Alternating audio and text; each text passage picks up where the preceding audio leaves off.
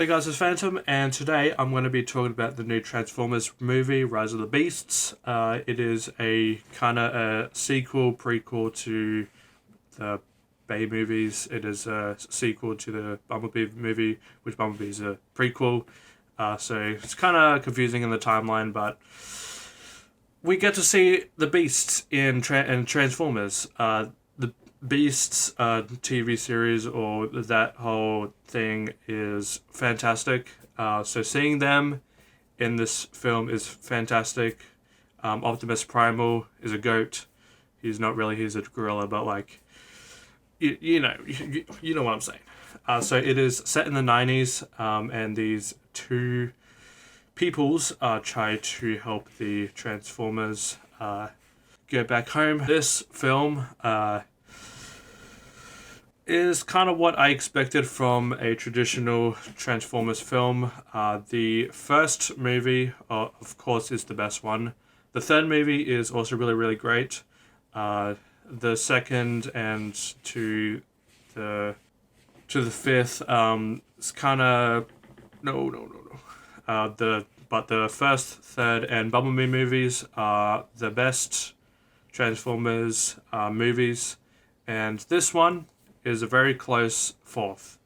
I had a lot of fun when it came to the action scenes. It is pretty fast paced, not gonna lie. So having character development, you had to do it like in the first 10 minutes, because from that point, it moved, like it really moved.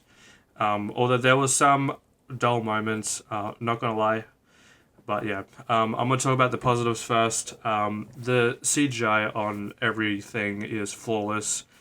I mean, that's what you expect from a Transformer movie. Literally no Transformer movie has bad CGI or visuals.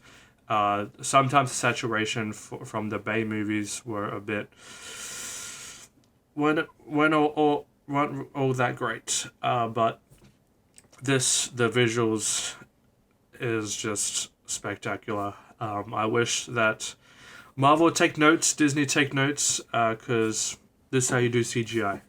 Optimus Prime, I mean, what can you say bad about this guy?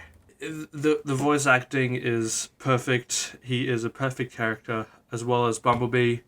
I was so excited that he got to return in this film. They're both fantastic. Anthony Ramos as Noah, who is the main protagonist, human character, was a very compelling character. You know what his motives were at the very beginning, and him working with the Transformers, trying to, with his home life, all great stuff. He gives a swag. He is fantastic. As well as Dominic Fishback. Both of their dynamics were great. Dominic Fishback is a museum intern. She knows a lot about artifacts, and she finds this key that will help the Transformers go back to their home planet. And they are very intrigued with this artifact, this key. All the characters overall, the Transformers were very entertaining. There was this one character, this one Transformer played by Pete Davidson, which was easily the funniest. I knew that he was going to be in the movie. I didn't know it was going to be this character. When I heard his voice, I'm like, I like that guy. He is great. The villains as well. Obviously, you have your traditional villains. They weren't the best. Obviously, Megatron is the best one, but they were okay. Their motives were pretty the same as a normal person who wants to get this thing. The thing that I don't like this movie was the consistency with the rest of the story. I wish that Travis Knight came back to direct this one, who directed Bumblebee, because he did a fantastic job with that movie. But Stephen Cable Jr. Did a pretty good job with directing, but this film, with its consistency with the original films, wasn't like all that. But I mean, I was very entertained by the action scenes and all those. So yeah, and also the soundtrack, very very 90s, amazing. Complements the movie very very well with all the action.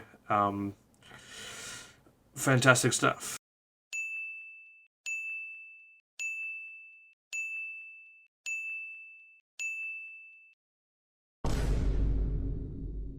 But overall, this movie was pretty good.